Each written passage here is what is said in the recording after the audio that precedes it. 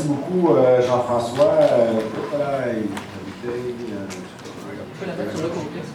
Je vais la mettre ici. On va faire une nouvelle bouteille pour éviter justement de consommer beaucoup de plastique. Alors, ça me fait extrêmement plaisir d'être avec vous ce midi dans cette belle institution. Je tiens à vous remercier de cette invitation. Je suis très honoré d'être avec vous. Alors, avant d'entrer dans le vif du sujet, je tiens à vous témoigner mon admiration envers vous et envers l'ETS. J'emploierais peut-être une expression que certains considéreraient audacieuse, mais je le dis en toute sincérité, vous êtes l'avant-garde de notre développement économique. J'ai dit ça. Et je dirais, l'histoire a prouvé que les étudiants en génie ont fait avancer le pays du Québec à pas de géant. Les grands projets ont été le fer de lance de notre prise en main de l'économie et vous y êtes étroitement associés. De plus, la qualité de l'enseignement, du corps professoral, des diplômés, des recherches et des innovations qui prennent naissance ici même jouissent d'une réputation internationale. L'ETS est un grand ambassadeur du Québec à travers le monde, au même titre que nos grandes entreprises. Je pense notamment à celles qui évoluent dans le domaine du génie. Pensons à SNC et bien faire attention de ne pas jeter le bébé avec l'eau du bain. Je pense également à des grandes firmes informatiques comme CGI et je pense aussi à des entreprises dans le domaine de la construction, une belle entreprise ici au Québec, Pomerleau. Alors, vous avez des ingénieurs de talent, des chercheurs, des inventeurs, des créateurs, et j'en passe. Vous êtes appelés comme un futur diplômé de l'ETS à faire rayonner le Québec sur la scène internationale. Déjà, des centaines d'étudiants et d'étudiantes et des diplômés ont conquis la planète par leur génie, leur invention et leur innovation. Vous êtes arrivé premier la semaine dernière au Computer Science Games 2015, surclassant d'autres universités comme McGill. C'est peut-être Martine qui ne sera pas contente. Vous avez attiré récemment plus de 300 jeunes filles du secondaire pour l'événement Les filles et la science, un duo électrisant. Les capteurs solaires de Daniel Roux du département de génie mécanique font présentement le tour du monde à bord du Solar Impulse. Vous faites des efforts pour le transport durable en installant 14 bornes de la compagnie électrique Almec pour recharger les véhicules électriques. Vincent Duchesne, qui parle des capteurs des robots à Radio-Canada, lui qui a développé son expertise à Stanford et ailleurs. Ce sont des exemples comme ceux-là qui nous font rêver sur le potentiel créatif du Québec. Je vous invite à continuer. Dans les derniers jours, je prenais connaissance de l'ampleur de votre institution. C'est époustouflant. Le Québec est reconnu mondialement pour son talent en ingénierie. Un ingénieur sur 4 au Québec obtient son diplôme de l'ETS. On me dit que chacun d'entre vous recevrez en moyenne 8 offres d'emploi après l'obtention de votre diplôme. Les 2 tiers d'entre vous travailleront dans une PME ou dans une PMI, véritable moteur du développement économique au Québec. Quand je constate que plus de 30 millions sont investis en recherche et développement, que l'ETS compte plus de 26 chaires de recherche et 37 regroupements de chercheurs, que cette recherche se fait en grande partie à hauteur de 75% en collaboration avec l'industrie, ça me rassure encore davantage dans mes convictions que nous avons ici au Québec des richesses inestimables. Mais laissez-moi vous dire une chose, j'ai l'ambition que ces chiffres soient revus à la hausse. Vous savez pourquoi je me suis présenté en politique? Je veux faire du Québec un pays riche et prospère. Un pays où nous valoriserons notre recherche encore plus. Un pays qui exportera son génie et ses talents encore davantage. Et pour ce faire, nous devons rehausser les sommes que le Québec et ses entreprises consacrent à la recherche. Le chemin tout à fait inverse que celui du gouvernement actuel et du précédent libéral qui les a réduits à environ 2 %.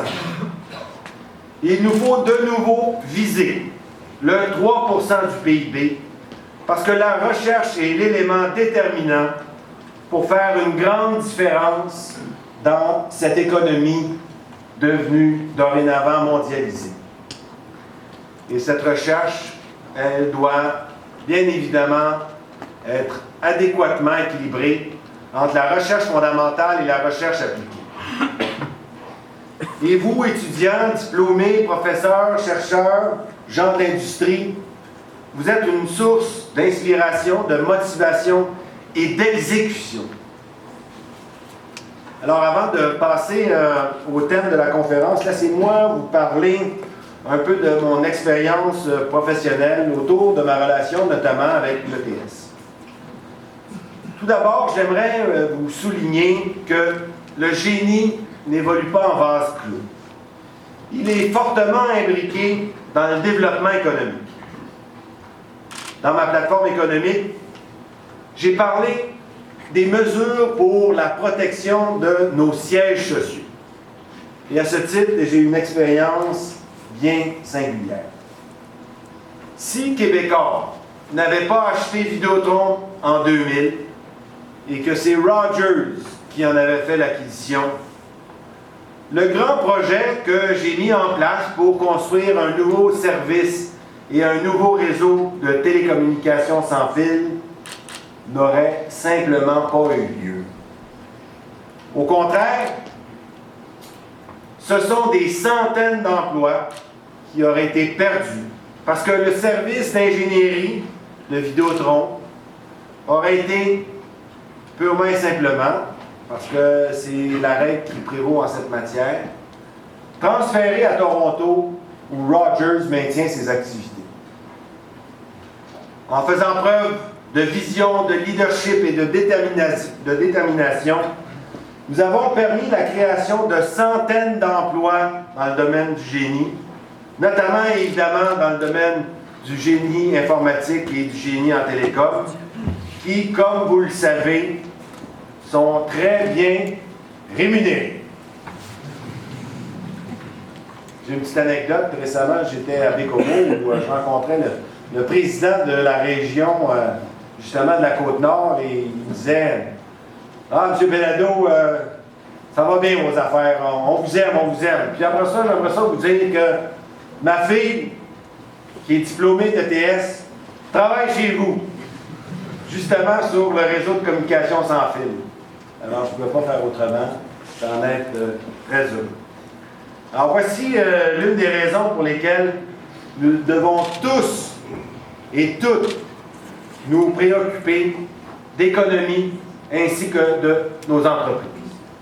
Alors, maintenant, parlons donc du sujet de cette conférence, ma vision des enjeux énergétiques pour le Québec. Nous le savons tous, le Québec jouit de l'énergie la plus verte et la plus durable, avec une production d'énergie d'origine hydroélectrique à plus de 99 %. Le barrage de Beauharnois, près de Montréal, produit toujours, même après plus de 100 ans. Des débats publics ont eu lieu sur la poursuite de nouveaux ouvrages dans notre chantier hydroélectrique. Vous l'avez certainement entendu, certains disaient qu'il faut cesser la construction de Romaine 4. Ma position est la suivante. Il nous faut continuer à considérer le développement de nouveaux barrages afin, d'une part, de ne pas perdre nos emplois dans le domaine de la construction et du génie, l'expertise que nous avons créée, mais aussi de nous permettre de demeurer un des pays les plus compétitifs au niveau de la tarification énergétique, et ce, afin de proposer et d'inciter les entreprises à venir s'implanter dans un environnement leur permettant une bonne rentabilité.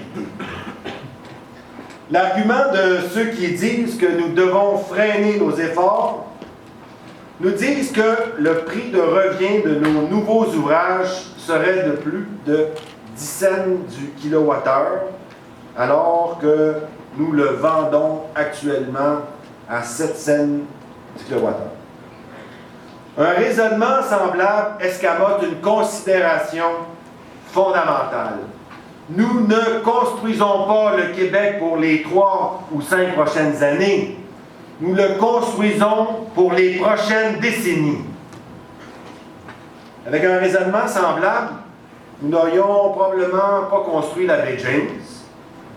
Et qui peut nous dire ce que sera le prix du kilowattheure dans 10 ans, dans 20 ans, dans 50 ans, alors que nos ouvrages seront encore capables de produire et que les autres sources d'énergie sont soit plus polluantes comme le charbon ou les hydrocarbures, ou soit plus problématiques au niveau financier parce que nous avons une idée bien peu précise du coût de la réfection ou du démantèlement de nos centrales nucléaires.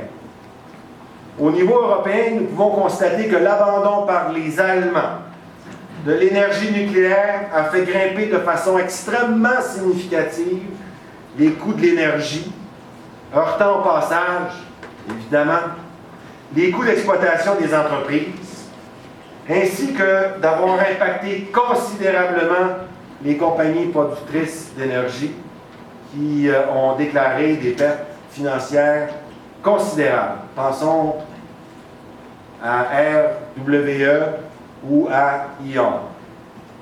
En France, nous évaluons le coût de démantèlement de la centrale nucléaire de Fessenheim à 5 milliards d'euros. Alors, je suis convaincu de la justesse de notre politique historique de développement et il nous faut donc la continuer. Outre cet atout considérable, le Québec bénéficie d'une main-d'œuvre de grande qualité, d'infrastructures de haut niveau, d'un régime légal stable et durable, des bienfaits de la démocratie et de la règle de droit qui l'accompagnent, ainsi que des conditions d'accueil exceptionnelles dans un beau et grand pays, été comme hiver, même si des fois il fait fret un peu. Le Québec, tout comme l'ensemble de la planète, fait face au défi crucial de la protection de l'environnement. Nos sociétés ont évolué selon un mode de développement qui n'est pas viable à long terme. Et celui-ci provoquera de graves crises environnementales. L'exploitation irréfléchie des ressources non renouvelables menace notre avenir. Il est à la fois souhaitable et réalisable que le Québec puisse réussir le virage de la transition énergétique de notre économie et de notre société. Ce virage, bien qu'amorcé, devrait faire l'objet de mesures plus énergiques pour que nous puissions concrètement bénéficier des bienfaits d'une croissance verte et des gains de productivité qui l'accompagnent. Le Québec possède des atouts stratégiques pour entrer de plein pied dans l'économie du 21e siècle. L'économie verte et toutes ses déclinaisons. Il dispose d'avantages indéniables à ce chapitre. L'hydroélectricité est à la base de ce virage parce qu'elle est renouvelable et durable. Nous pouvons compter aussi sur des richesses humaines et intellectuelles exceptionnelles. Nos cégeps et nos universités, nos centres de recherche, nos entreprises sont aptes à se mobiliser pour accomplir une nouvelle révolution industrielle. les conséquences environnementales des choix économiques que nous faisons doivent être pris en considération dans nos décisions. Par exemple, il est clair que le coût de notre inaction face au changement climatique sera beaucoup plus élevé que le coût des mesures d'adaptation et de réduction des gaz à effet de serre. Il est temps aussi de modifier nos critères d'appel d'offres en ce qui concerne les marchés de l'État pour que nous prenions en considération ou que nous cessions de prendre en considération uniquement le prix, mais il nous faut aussi implanter cette sélection en retenant les principes d'économie verte et de l'impact sur l'émission de gaz à effet de serre. Contrairement au gouvernement fédéral qui a renié sa signature au traité de Kyoto afin de ne pas pénaliser sa base électorale de l'Ouest canadien, le Québec, lorsqu'il obtiendra sa souveraineté internationale, militera et appuiera les pays qui s'engagent résolument pour la diminution des gaz à effet de serre. En détenant des actifs de production d'énergie verte et durable, notre hydroélectricité, nous pourrons nous positionner encore plus avantageusement dans le nouveau marché des crédits de carbone, appelé à prendre une croissance considérable. Nous détiendrons entre nos mains l'un des éléments primaires de notre enrichissement au niveau de l'économie de l'environnement. Nous vendrons nos crédits carbone plutôt que de nous les faire confisquer pour venir annuler les effets négatifs de l'exploitation albertaine du pétrole en provenance des sables bitumineux. En prenant en considération l'engagement récent des États-Unis et de la Chine de combattre l'émission des gaz à effet de serre, nous serons parmi les plus solides bénéficiaires de cette tendance lourde de l'économie verte et durable.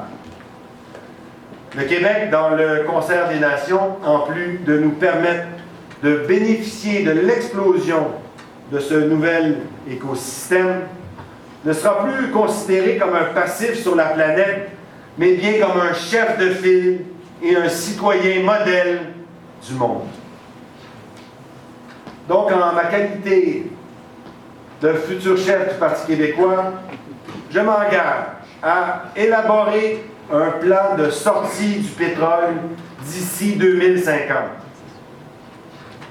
Pour organiser notre transition énergétique, il importe de réduire notre consommation de pétrole.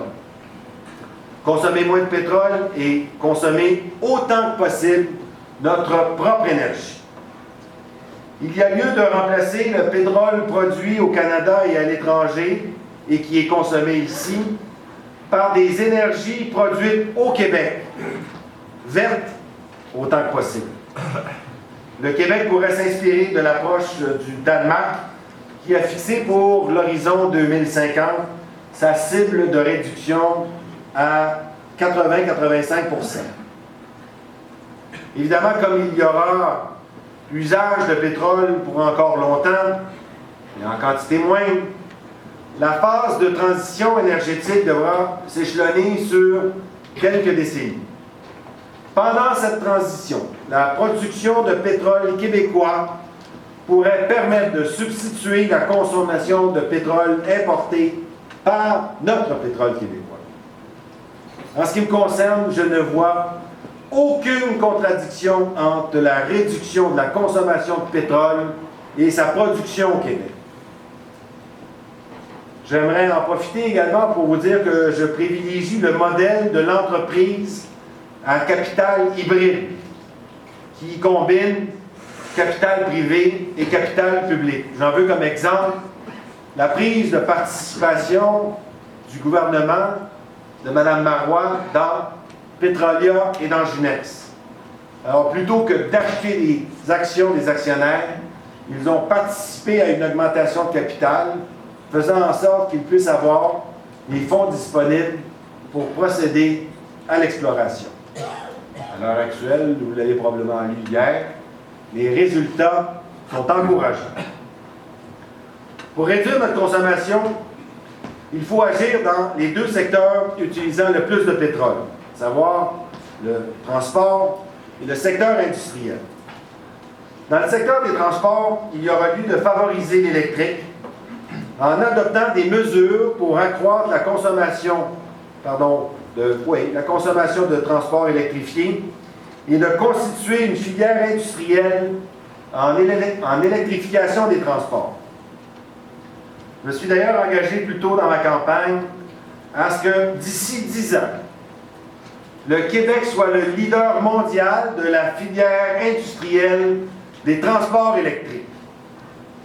Il s'agit d'un chantier planétaire, un chantier stratégique pour positionner le Québec.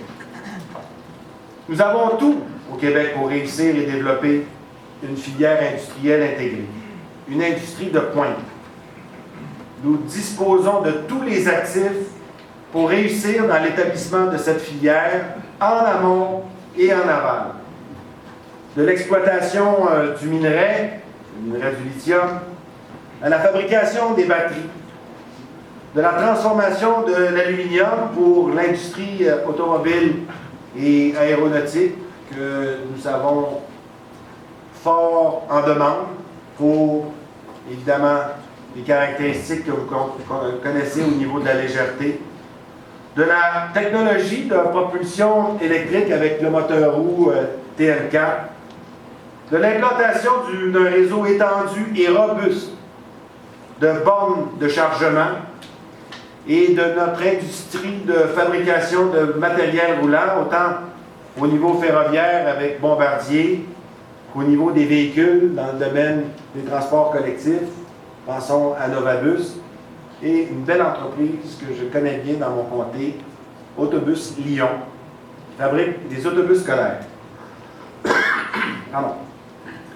Cette stratégie contribue aussi à préparer notre sortie de l'ère du pétrole et de réduire les émissions à gaz à effet de serre au Québec.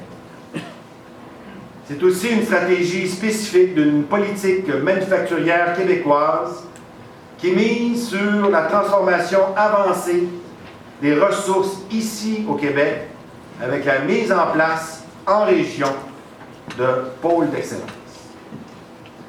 Je propose donc une nouvelle politique québécoise afin de renverser la tendance dans le secteur manufacturier et de voir ce dernier reprendre la place croissante qu'il avait dans notre économie québécoise. La recherche appliquée, l'innovation, la commercialisation et la conquête des marchés étrangers constituent autant d'étapes à soutenir, en plus de la modernisation et de l'automatisation de nos procédés de fabrication au sein de nos entreprises. La nouvelle politique manufacturière sera pilotée de manière coordonnée par le gouvernement et Développement Québec, qui devra, dans ce dernier cas, être au service des entrepreneurs en considérant et en privilégiant l'accompagnement en capital de nos entreprises et non en concurrençant purement et simplement nos institutions financières. Appuyer financièrement la relève en entreprise, l'innovation et l'expansion internationale doit devenir le credo de Développement Québec. Dans le secteur industriel, il faudra miser sur l'efficacité énergétique et remplacer l'utilisation industrielle d'hydrocarbures polluants comme le mazout et la coke par du gaz naturel moins polluant. S'agissant du pétrole et des autres hydrocarbures, leur production au Québec n'augmentera pas notre consommation de pétrole. Il remplacera simplement le pétrole que nous importons actuellement. Et si nous produisons, nous importerons moins, ce qui aura évidemment une conséquence extrêmement favorable sur notre balance commerciale. Par ailleurs, la production de pétrole au Québec, à certaines conditions, et la plus importante est celle de l'acceptabilité sociale, nous permettra de nous enrichir, qui est évidemment l'objectif que je recherche. L'affectation des revenus du pétrole au paiement de la dette, dans une approche similaire à celle du Fonds souverain norvégien, permettra aussi de réduire de façon significative les coûts de la dette ou éventuellement le choix politique que nous déterminerons, comme notamment d'investir dans un fonds pour le développement de nos transports électriques. La Norvège a réussi à se constituer le plus important fonds souverain à partir de l'exploitation de leur pétrole, un fonds de 860 milliards de dollars. Et ceci sans compter les bénéfices générés par le plus important exploitant d'hydrocarbures en Norvège, Statoil, qui est détenu à 70% par l'État norvégien. Enfin, l'exploitation de notre pétrole n'empêchera pas le Québec de multiplier les initiatives favorisant la réduction de notre consommation d'hydrocarbures pour atteindre notre indépendance énergétique. Depuis quelques mois et pour les années à venir, je m'engage à faire du Québec une économie verte, ouverte sur le monde. La concurrence ne nous fait pas peur. Nous sommes capables de concurrencer partout sur la planète. Vous comprendrez que j'ai une grande préoccupation des enjeux énergétiques et je vois ces enjeux comme une formidable source d'opportunités. Une source d'opportunités pour le développement de nos richesses, de nos talents et de notre génie. J'ai l'ambition de faire du Québec un leader mondial dans une économie verte misant sur ses ressources énergétiques renouvelables. Je veux que le Québec investisse davantage dans la recherche et le développement et que les diplômés de l'ETS soient encore plus reconnus mondialement. Je pense que nous avons les moyens, les ressources et le talent pour qu'un jour proche, le Québec soit perçu partout à travers le monde comme un modèle. C'est mon ambition pour nous. Vous connaissez probablement mon slogan de campagne, « Réussir ». Et c'est avec vous que le Québec pourra y parvenir. Merci.